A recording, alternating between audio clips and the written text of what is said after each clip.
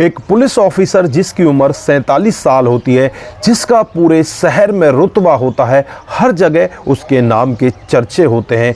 दोस्तों, वो एक 21 साल की लड़की के प्यार प्रसंग में पड़ जाता है, उसके साथ इस तरह के रिलेशनों में हो जाता है, उसकी खुद की पत्नी की तरफ वो जरा सा भी ध्यान नहीं देता। उसके 2 बच्चे होते हैं, पत्नी प्रोफेसर होती है। अब वो उस लड़की से शादी करने के लिए तैयार हो जाता है। वो कहता है कि मैं तुमसे शादी करना चाहता हूँ, मैं तुमसे बहुत ज़्यादा प्यार करता हूँ। लेकिन यहाँ पर वो लड़की जब उसे शादी करने से मना करती है और उस लड़की की हकीकत के बारे में उसे पता चलता है, तो होता है इतना बड़ा कांड, ये दरोगा साहब को अपनी जान से हाथ धोने पड़ते हैं। दोस्तों, ऐसा क्यों हुआ था, क्या बड़ी वजह रही होगी? अगर आप लोग भी पूरे मामले को जानना चाहते हैं, कहाँ के ये दरोगा साहब हैं, तो लास्ट तक वीडियो को जरूर देखिएगा। दोस्तों, आगे बढ़ने से पहले हमारी वही रिक्वेस्ट की जो हमारे चैनल के साथ नए हैं, कृपया करके चैनल को फॉलो कर लें, बेल आइकन को जरूर प्रेस करें। नमस्कार, जय हिंद। आप देख रहे हैं APH न्यूज राहुल रावत के साथ। दोस्तों, आज की जो हकीकत की घटना आप लोगों को बताने जा रहा हूं, मध्य प्रदेश में एक जिला पड़ता है छतरपुर, और इसी का एक सिटी थाना क्षेत्र है। इसी के अंतर्गत पेप टाउन नाम की एक जगह पड़ती है। 6 मार्च शाम करीब 6 बजे का वाक़या होता है, जब एक घर के अंदर से गोली चलने की आवाज़ सुनाई देती है। उस घर के अंदर जो शख्स रहते हैं, उनका नाम होता है अरविंद, जो कोतवाल सिटी थाने के इंचार्ज होते हैं। दोस्तों, उनके घर पर ही उनका एक रक्षक रहा करता है, जिसका नाम प्रदीप होता है।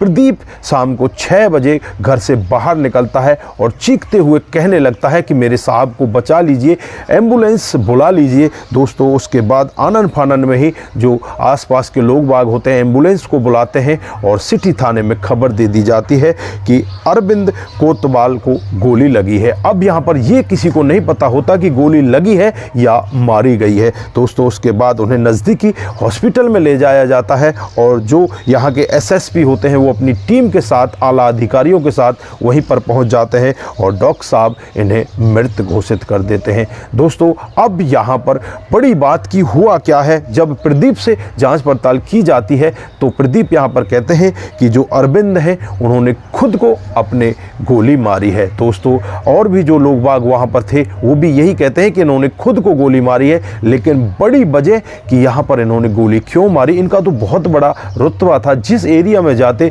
वहाँ पर इनका बहुत बड़ा नाम था। अगर इनके परिवार के बारे में बातचीत की जाए तो इनकी पत्नी प्रोफेसर है और इनके 2 बेटे हैं।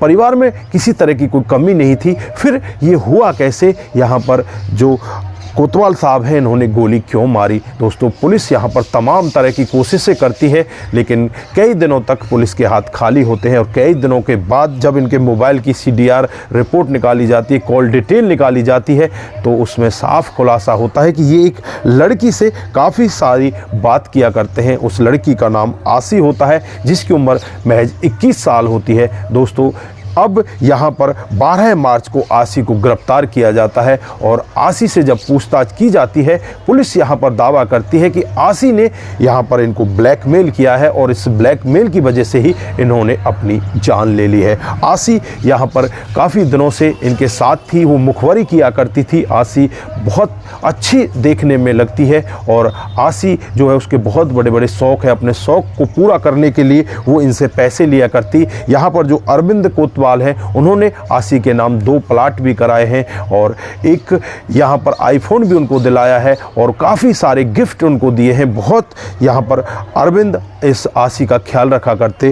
दोस्तों, जो आसी होती है, उसके बड़े बड़े शौक़ होते हैं और उन शौक़ों को पूरा करने के लिए वो इनके साथ काम किया करती। जो आसी की माँ होती है, वो परिवार में वही इसकी देखरेख करने वाली होती है, क्योंकि इसके पिता कुछ दिन पहले ही चल बसे होते हैं। अब आसी अपनी माँ के साथ रहती और ज़्यादातर टाइम आसी अरविंद कोतवाल के साथ बिताया करती, क्योंकि अरविंद ने उसके लिए एक कमरा किराए पर ले लिया था। का दावा है वो यही है कि आसी यहाँ पर दरोगा साहब को ब्लैकमेल करने लगती है और वो यहाँ पर उनसे और ज़्यादा पैसा ऐंठना चाहती, लेकिन शादी करने से वो मना कर देती है, क्योंकि वो एक सोनू नाम के लड़के से कई सालों से प्यार प्रसंग में थी और उसके साथ ही वो शादी करना चाहती थी। इस सब के बारे में उसने अपनी माँ को भी बता दिया था। था। जो सोनू है वो दूसरी जात का है, फिर भी यहाँ पर माँ राजी हो जाती है।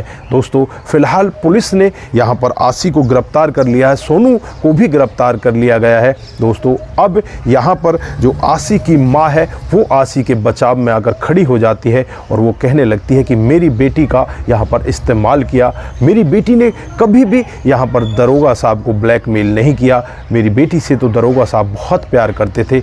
आज दरोगा साहब की मौत होने के बाद मेरी बेटी के ऊपर ये इल्ज़ाम लग रहे हैं, नहीं तो मेरी बेटी ऐसा कुछ कर ही नहीं रही थी। मेरी बेटी तो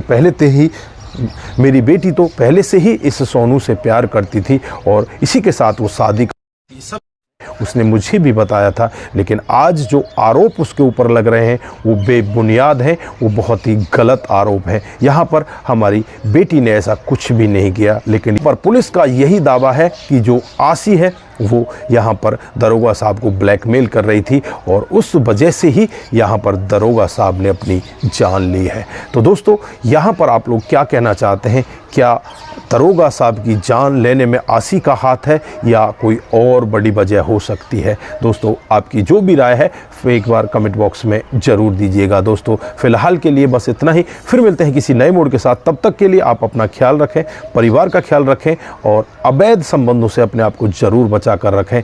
नमस्कार, जय हिंद, जय भारत।